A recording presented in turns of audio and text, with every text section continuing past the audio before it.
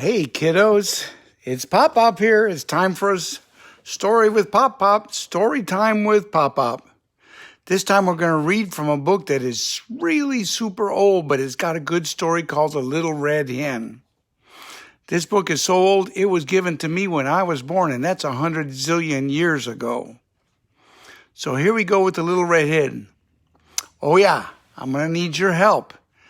You see where there's a picture? Every time there's a picture of something, you have to say what it is. You have to help me read.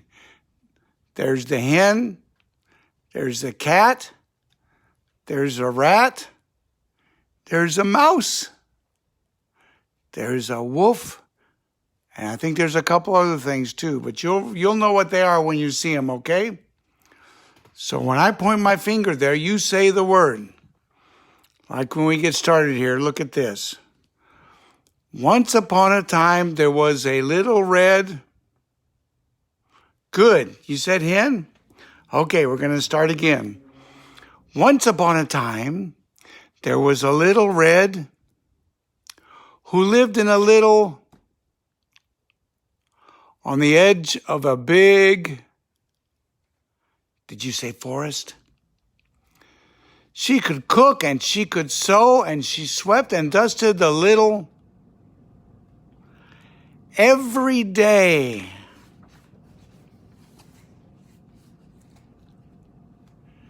She had a garden where she planted corn and potatoes and peas and sunflowers. With the little red lived the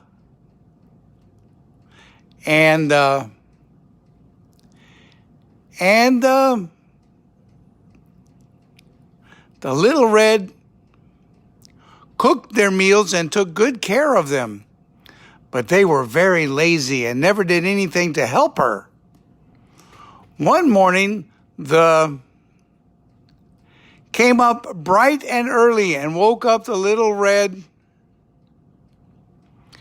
She popped out of and prepared the breakfast and of cream for the cat, of corn for and of wheat for and the little blue dish of breadcrumbs for herself. Then she woke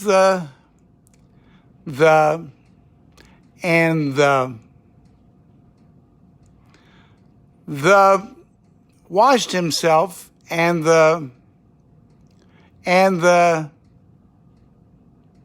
brushed their whiskers, and they all sat down to breakfast and ate up every bit.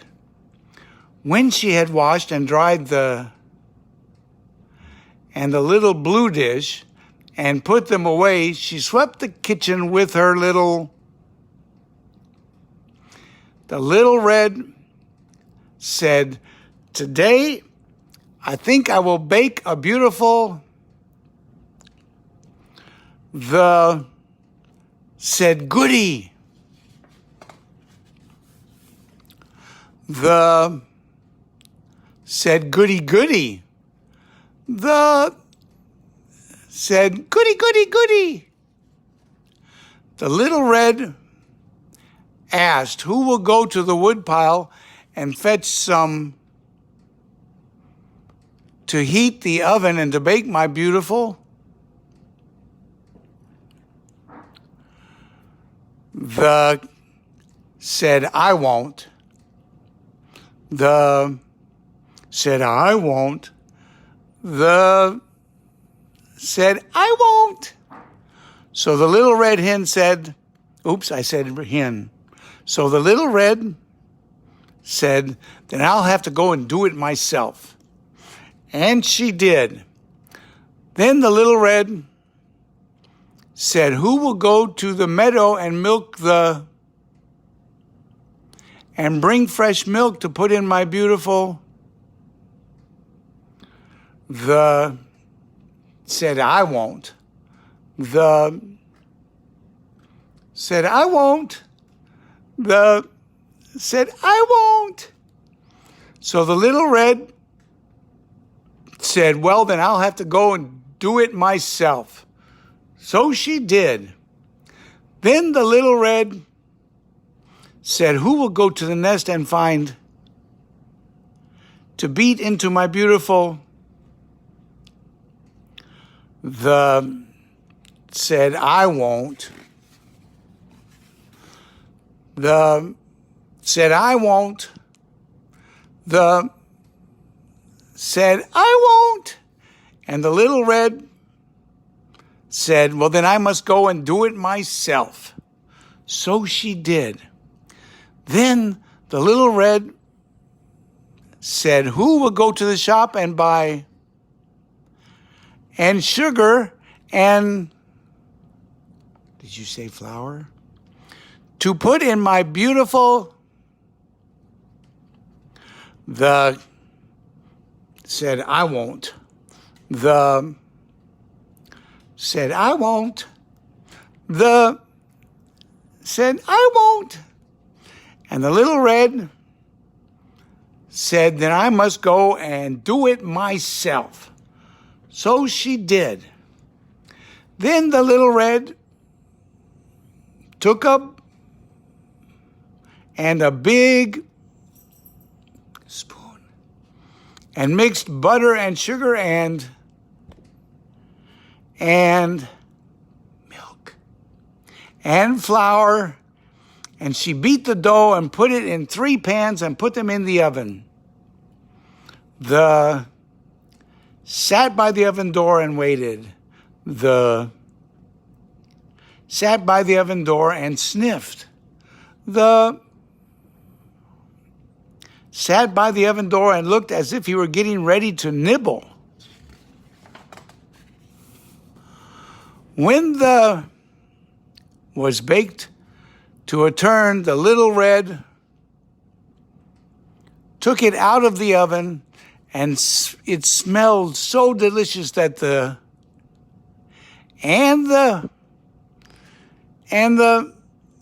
frisked about the floor. It smelled so delicious that the old fox, far away in his den, and all the little kit foxes sniffed the air and said, what is that beautiful smell? The old said, it smells to me as if the Little Red is baking today. And pretty soon, he took down the bag that hung by the den, and he said to his wife, I think I'll go see the Little Red. Perhaps I can bring a nice, fresh home for the kits. And perhaps I will bring the Little Red home too. She will make us a fine dinner. So put the pot on to boil and wait. And the old came out of and loped along very softly towards the Little Red. Good, you're doing good. In the meantime, the Little Red set the layers of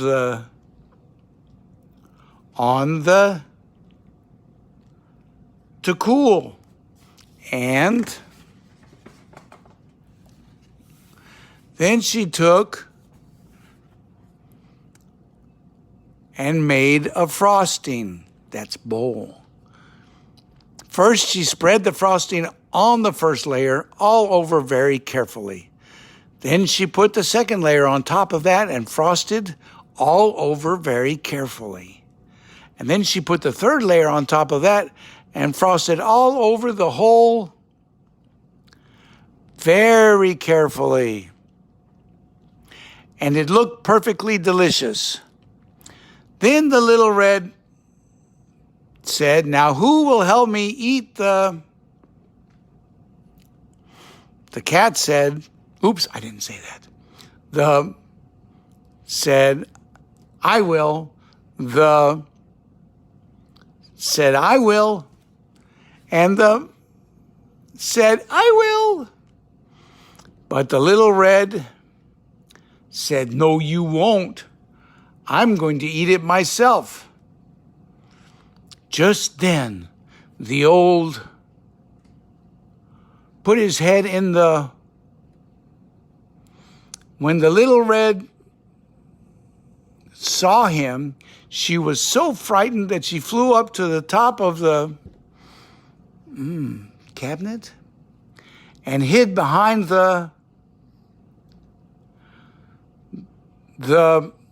hid under the bed.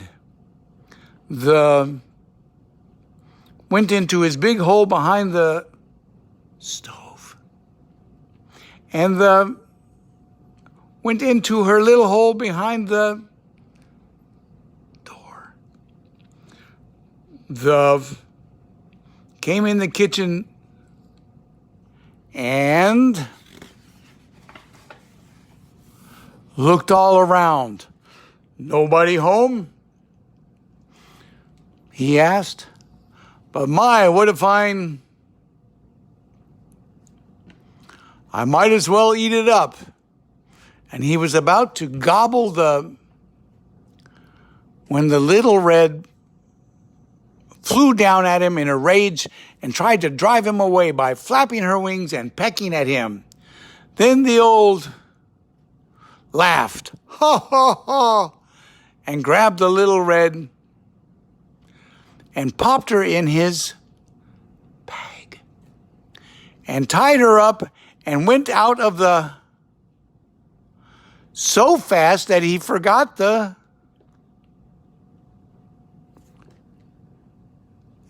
he loped along toward his den, but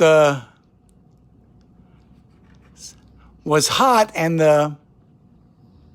had come a long way when he saw a shady by the roadside, and he lay down to rest for a bit. And before he knew it, he had fallen asleep. As soon as the little red heard him snore, she took a little pair of, what's that? Out of her apron pocket and snipped a hole in just big enough to creep out of. When she was out, she quickly found a rock that weighed about as much as she did and put it in the hole she had cut. Then she took her needle and thimble and sewed up the hole. Oh, boy. Then she ran toward home as fast as she could run. When the old woke up from his nap, he grabbed and started off home. He was in such a hurry to put the little red in the pot to boil that he didn't notice that it was a rock bouncing on his back instead of the little red. When he got to his den, the little kits ran out and said, "Oh, Father, have you brought us the good..." Oops. Then remembered that he had forgotten to bring but he said, "No, my dears, I have something much better. A plump little red." And he opened and his wife took the lid off the boiling, and in he dropped the rock with a great splash. So then the old, oops, I didn't say it. You say it. Knew that the wise little red had outwitted him again. He was very cross, and the family had no dinner at all that day. But the little red ran home across the fields until she came to the little, and there was the safe and sound on the, looking more delicious than ever. The cat, oops, I said cat. Shh, I'm not supposed to. Heard her and came out from under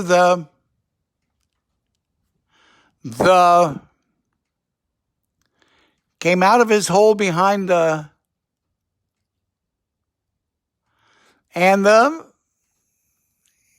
came from behind they were so glad to see their dear little red safe home again that they promised they would never be selfish and lazy anymore. So the little red forgave them, and they were very happy and ate all up, every crumb of it. The end. I hope you guys liked that story. It was an old one, The Little Red Hen, and you helped me read it. Thanks for reading with me today. I'll see you again next time on Storytime for PopPop. This is PopPop saying bye-bye.